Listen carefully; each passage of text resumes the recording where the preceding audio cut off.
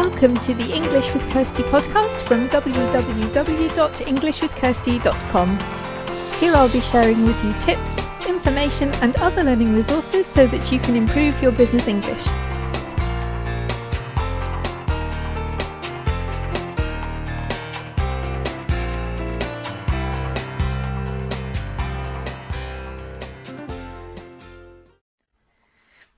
And welcome to episode 149 of the English with Kirsty podcast.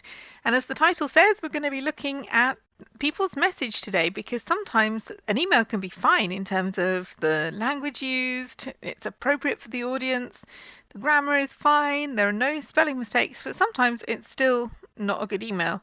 And I think particularly working with learners, people really focus on, did I spell everything right? Did I follow all the grammar rules? Did I make sure that everything makes sense? And of course, all these things are really important.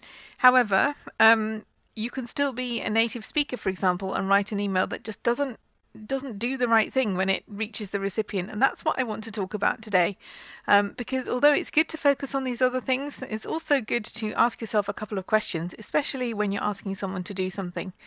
And I want to talk about an email I received last week. I'm not going to name and shame the person who sent it to me. It wasn't a learner. It was another company who arguably should have known better. But I'm not going to give details of who they were and what they did, because that's A, confidential, and B, not really relevant.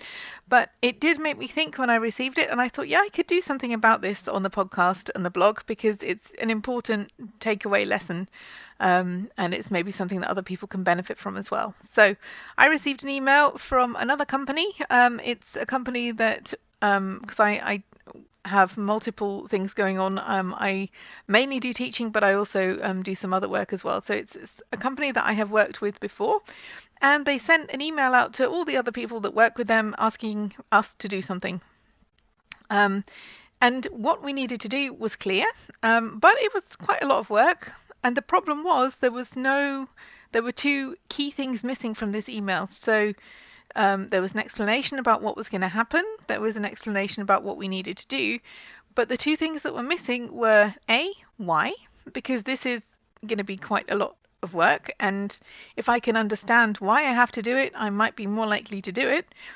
And of course, you can't always give all the reasons for everything when you're asking somebody to do something. But if you are asking them to do something and they are not, say, I don't know, somebody working for you directly, because like if your manager asks you to do something, you don't always need to know exactly why. It helps because then you can do it in a way that's going to be useful to them. But like if I'm asking a member of staff to do something, I don't always need to justify all the reasons and explain why, although I think that can help if you can do that. But especially if you're asking somebody else in another team in your company or a completely different company, if you want them to do something, it's usually a good idea to say why.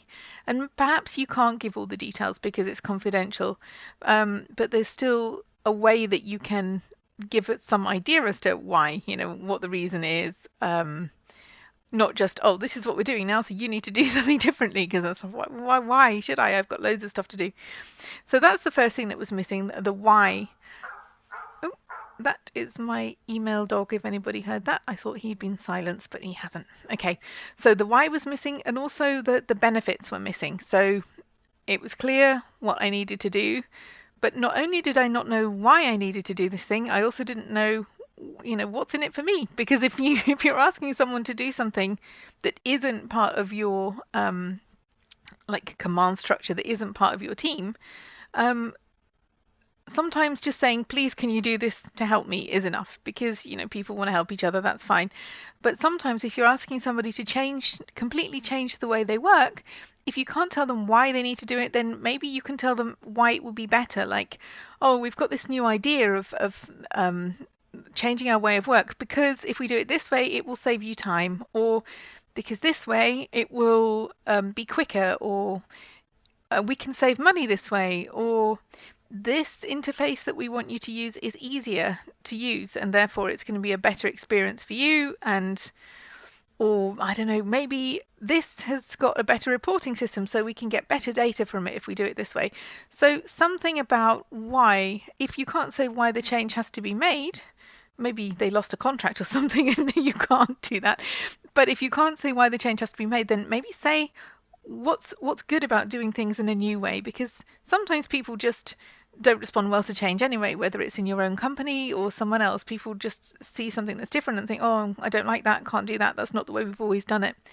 But if you can, part of really good effective change management is to get people on board and say, okay, I know it's going to be a bit strange for you in the beginning because we haven't done things this way before, but if we do get used to doing it this way, we will have these benefits for you specifically, or for all of us.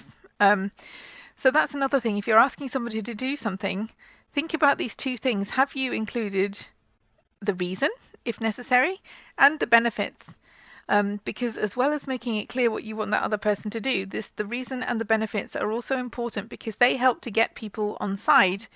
If you think, okay, I understand what's going on now, I understand that, I don't know, this system is old now, it's not being updated, so we have to change to a new one. Nobody likes it, it's going to be a load of work, but it's not being updated, maybe it's not being supported anymore, so therefore, yeah, okay, times change, we need to move on. Or something like, a lot of people were finding it difficult doing it this way, so we've looked at the process and decided to do something better. Or the reasons, the benefits, like maybe you don't know why the change is going to happen, but this is what would be good as a result. So basically these two things, as well as being clear about what you want the other person to do, think about whether you need to include something about the reason and the benefits, because once you've got people on side, they are more likely to do what you want them to. Because like sometimes a good question to consider before you send off the email is, how will people feel when they read this email? Or if you're more of a actions and if you find it harder to think about how people feel, then what will they do? So you can think of either or both of these questions. How will they feel? How I felt was, ugh, why do I have to do that? It's going to be a pain. I've got a lot to do, and I don't see the benefit for me for changing the way that I work with you. You're asking me to go back and not only work differently from now on, but change things from the past, and I just can't be bothered. I haven't got time to do that.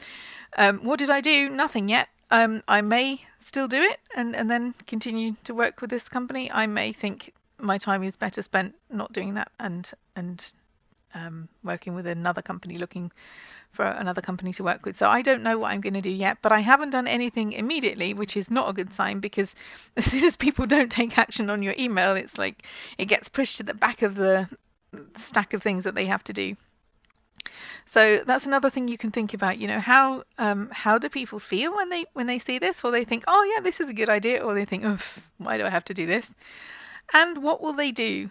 Will this be something that they can immediately take action on, or will it be something they think, either it's not clear what I have to do, or I don't want to do this, and then it just gets shelved put in the back of the inbox, or like the bottom of the pile, and then it probably won't get done, because there's always something more urgent than the thing that you are trying to avoid doing. So just a few things to think about. I hope that's been helpful, just using this real example. I know I can't give you all the details and show you the email, that wouldn't be professional, but I think it's something that we can all think about. And me too, like I reread an email that I wrote yesterday and applied this, how will people feel and what will people do test to it, and I thought I could have done better here, because the message was fine, but I think some of the language could have been a bit simpler. I'm used to writing for large organizations and that kind of style, but sometimes I think, I could have made that easier, particularly working with learners. I could have made this paragraph easier to understand. So I think for all of us, whether we're asking people to do things or communicating information, whatever we're doing, it's sometimes good to reread your own emails, preferably before you sent them. I didn't do that with mine. I mean, I did to check it for mistakes, but a couple of days later, I just had another look at this email, and I thought, next time I do one of these, I can do A, B, C. I can improve it in some way, and nobody's perfect, so it's always good to look at this in terms of how will people feel when they receive this, and what will they do. And if any of those two things are not how you want them to feel or what you want them to do, then there's room for improvement, and that's good, because we never stop learning. So I hope that was useful. If you are interested in talking about anything related to learning English, business English, there is also my Facebook page, which is if you just go to Facebook and look for English with Kirsty. And I also have a Facebook group. If you apply to join the Facebook group, you do need to fill in the questions, so I know that you're a real person who is interested in learning business or English or business English. So if you do apply to join, then you do need to fill out the questions.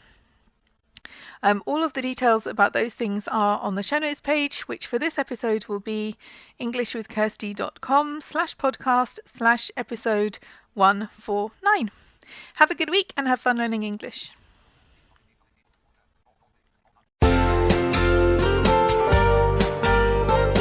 I hope you enjoyed this episode of the English with Kirsty podcast. If you have any questions or comments, my email address is kirsty@englishwithkirsty.com, or you can go to www.englishwithkirsty.com/podcast, where you'll find information about the individual episodes.